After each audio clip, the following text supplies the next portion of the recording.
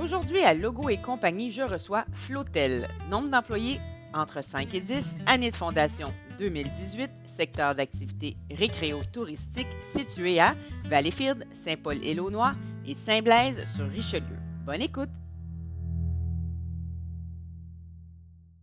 Bonjour à tous et bonjour à toi, Bruno. J'espère que tu vas bien. Oui, très bien. Bonjour, Karine. Bonjour, bienvenue au podcast de Logo et compagnie qui est propulsé par Promco. Merci Euh, beaucoup. Merci de l'invitation. Ça me fait plaisir. Aujourd'hui, on va jaser d'entrepreneuriat finalement à l'état pur, tout simplement, en toute simplicité. Puis, pour débuter, Bruno, j'aimerais ça savoir, c'est quoi ton poste ou ton rôle dans l'entreprise chez Flotel? En fait, moi, je suis fondateur en quelque sorte. Oui, Donc, je j'imagine. m'occupe essentiellement là, de développer le concept, puis du démarrage spécifique là, de la nouvelle entité, là, qui est quand même Mhm. assez récent, là, malgré tout. OK. C'est ça, comme je disais dans l'intro, en juillet 2018 que vous avez que tu as parti Flotel, dans le fond. Exact. On a mis à Juillet l'eau en 2018. juillet 2018 les premiers conteneurs. C'était on avait une idée là, un peu préconçue là, du genre d'expérience qu'on voulait offrir. Puis, au fil du temps, en fond, la ville de Valleyfield s'était montrée ouverte là, à travers différentes rencontres en 2017. Puis, en mars 2018, on avait convenu là, qu'on faisait le test avec eux pour les mettre à l'eau. Puis, en accélérant un peu le processus, là, on a réussi à finaliser la construction puis à mettre les premières cabines à l'eau. Le 18 juillet, plus précisément, là, on accueillait nos premiers clients. OK. Bon, ça m'amène vraiment direct dans le vif du sujet. Raconte-moi donc l'histoire derrière Flotel. On va aller tout de suite à ça. Oui. C'est d'où est parti ce concept-là, puis d'où tu viens, toi, dans le fond? Tu viens du domaine du bateau un peu, là. Ça peut inspirer un peu pourquoi tu es rendu là aujourd'hui. Tout à fait, tout à fait. En fait, moi, d'entrée de jeu, j'ai fait beaucoup de bateaux dans ma vie depuis que je suis tout jeune. Mhm. Puis, j'ai travaillé dans l'industrie aussi pour en vendre. Je m'apercevais que la plupart des places où il y a des endroits où il y a des marinas, c'est souvent des endroits qui sont intéressants d'un point de vue touristique. Il y a une ville à proximité et tout. Mais les marinas sont utilisés 2, 3 mois par année dans le meilleur des scénarios. Mhm. Fait que je commençais à essayer de penser à un concept par lequel on pouvait exploiter les marinas sur une plus grande période, là, essayer de désaisonnaliser un peu, parce que même en hiver, par exemple, si on va à l'extrême, là, à Montréal, à Québec, c'est des endroits qui sont intéressants, même en décembre ou en janvier, Mhm. malgré le C'est fait sûr. que c'est pas navigable. Tu es quand même en ville, il y a quand même un écosystème touristique en place. Donc, je me suis dit, peut-être qu'il y a une façon d'exploiter ça avec des embarcations peut-être moins mobiles que ce qu'on connaissait, que des embarcations traditionnelles. Mhm. Donc, d'une chose à l'autre, tu as essayé de voir pas des pontons, mais des houseboats à transformer ou à isoler ou enfin les rendre habitables sur une plus grande période. Ben, ça m'a tranquillement dirigé vers la transformation des conteneurs tel qu'on le connaît, là, qui a été mis à l'eau. Puis la version 2, parce que ça, c'est nos premiers conteneurs, nos premières habitations, si on peut dire, qu'on a mis à l'eau en 2018. OK. La prochaine version est un peu améliorée. On a un peu appris là, depuis les dernières années là, comment on pourrait augmenter l'autonomie, peut-être augmenter le confort aussi un peu dans les prochaines unités, des trucs du genre. OK. OK. Donc, c'est éco-responsable aussi, je crois, hein, tes Oui, tout contenants, à fait. tes concepts. Tout à fait. Donc, on fonctionne avec l'énergie solaire pour l'électricité. C'est en partie ce qui fait comment je pourrais dire, on a configuré la cabine où il n'y a pas vraiment de cuisine. Ça nous aide à 2 niveaux. C'est que dans une maison standard, on ne réalise pas à quel point on gaspille, entre guillemets, l'énergie. On n'en fait pas toujours bon usage, c'est-à-dire parce Mhm. qu'elle est présente puis elle ne coûte pas une fortune. Mais quand on doit la calculer puis payer une batterie en conséquence, on réalise à quel point il faut peut-être être plus judicieux dans nos choix d'appareils et de la façon dont on l'utilise. Donc, pour avoir un peu plus d'autonomie, c'est ce qui fait que les cabines, c'est des cabines de type chambre d'hôtel, là, qu'il n'y a pas de cuisine complète. Ça nous aide d'être justement un peu plus éco-responsable de notre côté, dans le sens où est-ce que toute l'énergie peut être fournie par des panneaux solaires. OK, OK. Ceux qui ne connaissent pas Bruno, c'est un entrepreneur très, très visionnaire et très créatif. Donc, si vous allez là, vous allez voir des choses qui sont vraiment différentes, qui ont été créées vraiment pensées judicieusement, comme tu dis. Là, c'est fou. Là. Tu as Mais vraiment c'est gentil, merci. des bonnes idées originales. Puis, il y a plein d'activités que tu es en train de greffer, justement, depuis des années à ton modèle d'affaires. Peux-tu nous en parler un Oui, peu? ouais, absolument. Ben, enfin, toutes les gens qui cherchent un petit séjour là, à l'extérieur vont essayer de trouver des activités à faire par la même occasion. Donc, parallèlement à ce qu'on peut réserver, aux cabines qu'on peut réserver sur notre site web, en bas de l'endroit où on peut réserver la cabine, on a un outil pardon, en ligne pour réserver des locations de motomarine, de paddleboard, de massage, de jeux d'évasion pour les enfants, de location de vélo, puisqu'on est le long de la piste cyclable. Donc, dans le fond, quand on arrive, par exemple, en arrivant à Valleyfield, on se met à quai, on loue les cabines sur l'eau pour l'expérience que ça procure, oui. Mais en plus de ça, c'est qu'on essaie de faire des alliances commerciales, si on peut dire, avec tous les commerçants locaux pour offrir leur service à travers notre clientèle. Donc, quand les gens ils réservent chez nous, ben là, ils bookent une expérience, une location de ponton avec un capitaine. Ils vont faire une sortie de plongée sous-marine. Donc, ils peuvent, dans ce même outil-là, se faire une espèce de petit shopping cart d'activités à différents moments pendant leur séjour. Puis, fait qu'on on apporte un peu plus, là, je dirais que juste, une valeur ajoutée, je dirais, à l'écosystème économique local. Bien, c'est sûr. C'est souvent ça le problème quand on loue un hôtel à quelque part. Après ça, c'est de trouver les activités qui sont autour, mais toi, tu nous les offres sur un plateau d'or un peu. Là. C'est déjà, toutes les ententes sont déjà faites, puis on a juste à les sélectionner pour y aller. Donc, c'est vraiment génial. Oui. Et donc, tu as 3 emplacements fixes actuellement, c'est ça? Oui, ben enfin, physiquement, il y a le seul emplacement, c'est Valleyfield. Dans le cas de Saint-Paul, de l'île aux Noix et Saint-Blaise, on peut les louer dès maintenant, mais pour des pré-bookings pour la saison prochaine, la saison estivale prochaine, donc à partir du 1er mai. Non, c'est ça. Ils vont être en construction à partir du mois de septembre pour être mis à l'eau le 1er mai 2022. Comme on a déjà des pré-bookings pour la saison 2022 à Valleyfield, là, le mois de juillet a déjà peut-être je pense qu'il y a déjà une quinzaine de journées là, où c'est complet déjà pour la saison prochaine. Ben, c'est pour ça qu'on a prévu de mettre en location tout de suite là, les unités qu'on prévoit mettre à l'eau en mai 2022. OK. Puis, as-tu une primeur pour nous? Est-ce qu'il y a un nouvel emplacement qui va être...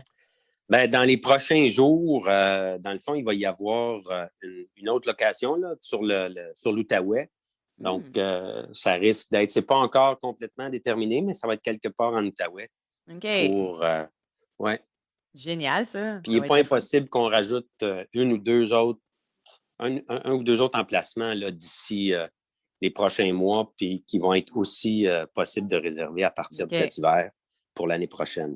Même si on est ouvert à l'année, tu sais, je dis, là, on les pré-book pour la saison estivale parce que c'est la saison forte, mais il en demeure pas moins qu'on est ouvert à l'année. Là. À tous les endroits, il va y avoir toujours un pendant hivernal à faire avec les unités. Oui, parce que tu as des activités hivernales aussi que tu Absolument. mêles avec ça. Dans le cas de Valleyfield, ce qui est particulièrement intéressant, c'est le fat bike. Là. Il y a des belles pistes de fat bike pas très loin. Et le centre de massage avec l'expérience thermale, ça, c'est toujours bon aussi. Définitivement. Donc, non, on essaie. C'est une saison qui est plus difficile à promouvoir parce que naturellement, être sur l'eau en hiver, les gens, c'est pas leur premier. C'est pas ce qui nous vient en tête en premier. Sur la glace, finalement. Oui, c'est ça. Mais ça demeure quand même intéressant malgré tout. Là. C'est différent. C'est vraiment original. Puis, c'est quoi l'inspiration derrière ton logo? Parce que je ne veux pas logo et compagnie. Hein, le titre du podcast, on veut parler un peu du logo Flotel. Pour ceux qui ne le voient pas, c'est un logo qui est quand même... Vas-y. Oui, bien, le logo, c'est un logo que j'ai un peu dessiné moi-même en imaginant quelque chose de flottant. Donc, la barre au milieu, on peut représenter l'eau, mais c'est surtout la ligne entre ce qui flotte sur l'eau ou ce qui flotte dans les airs. Là. Wow. Dans le fond, ce qu'on voulait illustrer, c'était le fait un peu comme on va parler de plancher flottant, même si on ne le met pas sur l'eau. Là. Donc, c'est quelque chose qui n'est pas rattaché, c'est quelque chose qui est mobile. D'ailleurs, il va y avoir des nouvelles versions de Flotel bientôt sur remorque. Donc, on est capable de prendre le même concept et l'amener sur remorque. Là, il faut adapter quelques trucs pour les caissons, mais si on pourrait envisager d'être à un endroit qui peut bénéficier d'un très fort achalandage touristique pendant 2-3 mois. Et après ça, on s'en va à une autre place. Donc, sur remorque, on va viser vraiment des endroits là, pour des comment je pourrais dire, des petits hôtels temporaires là, de 2 à 3 mois par place. Donc, de là, flottant ou sur terre, un peu. C'est ça. Qui est écrit sur votre site. Exact. Puis Flotel, hôtel, on le comprend, Flo. Oui, Flo, c'est ça. C'est toujours le flottant, puis l'hôtel, c'était le plus diminué possible. Là. C'est génial. Vraiment, c'est un logo qui est le fun à travailler aussi, si je peux parler de l'application sur les objets promotionnels. Là. C'est un logo il y a 2 couleurs à la base, des fois 3, mais tu peux même le faire en une couleur. Je le vois sur certaines applications que tu fais, donc c'est très classique quand tu mets blanc sur blanc. Là. C'est très beau. Fait que c'est un logo qui est vraiment le fun à travailler pour des gens comme, comme nous en article promotionnel. Justement, ensemble, on a fait des verres à vin à eau, si on veut, qu'on peut se servir aussi pour le café. Qui sont isolants, que tu laisses dans les cabines, puis les gens peuvent se servir. Absolument. Puis écoute, ces verres-là, on n'a que des commentaires positifs. Là. J'ai eu plusieurs verres isolants comme tout le monde à la maison, mais ceux-là, ils se démarquent nettement des autres par la capacité d'être isolants. Parce que, écoute, quand tu laisses ton verre d'eau sur le coin d'une table avec de la glace dedans, puis je pense que le lendemain, il y a encore de la glace. Exact. C'est incroyable. C'est toujours impressionnant. Ah oui, définitivement. Mais... Puis, je prends tout le temps le temps pendant mes podcasts de faire des propositions d'articles promotionnels là, spécifiquement pensés pour le client, qui vont un peu démontrer ma créativité puis mon écoute pour les besoins du client. Donc, avant l'entrevue, je t'ai demandé c'était quoi ton plus grand enjeu en ce moment. Tu en as parlé un petit peu tout à l'heure, la désaisonnalisation. C'est un peu ça. Donc, tu as une forte clientèle l'été, mais tu aimerais beaucoup travailler le côté hivernal. Oui. Parce qu'au départ, les idées que j'avais eues, effectivement, c'était relié à l'été. J'avais pensé à des étuis étanches pour les cellulaires, des porte-clés flottants, ça t'en as sûrement déjà. Oui, tout à fait. Des lanières à lunettes flottantes, des choses comme ça qui sont toutes pour entourer autour, pour l'eau finalement. Mais là, quand tu m'as parlé de ton enjeu, je dis OK, on va aller ailleurs. Là. Vraiment, j'ai eu l'idée de donner un produit aux clients qui va leur faire penser à l'hiver finalement. Pendant l'été. Donc, pour leur rappeler, c'est comme de leur dire revenez nous voir cet hiver pour une expérience chaleureuse et réconfortante. Donc, pour vraiment promouvoir la saison hivernale, j'avais pensé à une tasse peut-être ou un autre produit, mais qui est relié au chocolat chaud. Donc, chocolat chaud avec guimauve, quelque chose comme ça. On a tellement de produits. Ça peut être. On a une genre de bombe, c'est comme une boule en chocolat. À l'intérieur, il y a des mini marshmallows. Puis ça, tu mets juste ça dans une tasse avec de l'eau, puis ça te fait ton chocolat chaud. Ça vient dans une belle boîte carrée à 4 couleurs process, tout imprimé tout le tour. Tu pourrais mettre le slogan dessus. Donc, ça se laisse bien sur un oreiller, si on veut. On a tout le temps le chocolat sur l'oreiller. Ça pourrait être même une tasse déjà avec à l'intérieur un petit sachet de chocolat chaud à ton image. La tasse pourrait être à ton image. C'est plus le concept de chaleureux et réconfortant du chocolat chaud. Oui. Penser pour vraiment promouvoir. Fait que tu en donnes l'hiver, oui, mais tu peux en laisser l'été pour vraiment faire penser à la saison hivernale. Revenez nous voir cet hiver pour un autre type d'expérience. Non, j'adore ça. T'aimes ça? C'est juste le fun de prendre le temps de penser à des petites idées originales comme ça. Puis c'est entre tes mains maintenant. Je te laisse ça. Excellent. Un gros merci. Puis, en terminant, je voulais vraiment donner un petit conseil à nos auditeurs parce que c'est toujours, en tant qu'entrepreneur ou même les gens qui travaillent là, dans un emploi, gérer le travail, la conciliation travail-famille. Je sais que tu as des jeunes enfants, tu as une conjointe qui est en affaires aussi, tu as une entreprise à gérer. Ça prend quoi pour réussir à gérer tout ça? As-tu des petits trucs pour nos auditeurs? Oui, des petits trucs. Je ne sais pas jusqu'à quel point c'est pertinent, mais... Toujours. Un brainstorm d'idées, c'est toujours le fun. Oui. En fait, j'essaie toujours de numériser, de mettre en ligne le maximum d'informations parce que ce que je me rends compte, au moins pour ma réalité, le plus plus qu'on est capable d'alimenter le site web avec des bons guidelines, quand les gens me posent des questions, ben, j'essaie de voir comment ça se fait que le site web n'a pas répondu à cette question-là. Quand c'est des questions plutôt bêtes, là, il y en a que je sais pertinemment qu'ils peuvent pas, que le site ne pourra pas répondre. J'essaie de mettre ça en ligne le plus possible pour être en mesure de travailler le plus que je suis capable à distance. Donc, OK. à partir de ce moment-là, ça donne une certaine liberté. Je fais toutes la relation client, elle est complètement virtuelle en ce qui nous concerne. Mhm. Les gens, ils réservent en ligne, ils reçoivent leur code par courriel, par texto. Je les incite à m'envoyer des textos quand ils sont sur place, s'ils ont des problèmes, OK. de façon à ce que je puisse avoir le plus de liberté possible. Fait que veux pas, quand tout se passe avec le téléphone, ben, c'est un peu plus facile pour moi de concilier différents Travail, trucs, le famille, travail, la OK. famille. Fait que je peux être présent, mais je suis toujours mobile. Donc, OK. moi, c'est la Toujours prêt, façon, en mais fait, présent. exactement. Fait qu'en quelque part, c'est une façon là, que je trouve d'avoir un peu plus le contrôle sur mon horaire. OK. D'aucuns diraient que c'est peut-être avoir moins le contrôle sur son horaire quand on est constamment rejoignable. Mais je Oui, pense qu'une fois qu'on fait corps avec, puis que ça devient un peu une deuxième nature, on s'excuse auprès des gens avec qui on est, on règle un problème, on revient.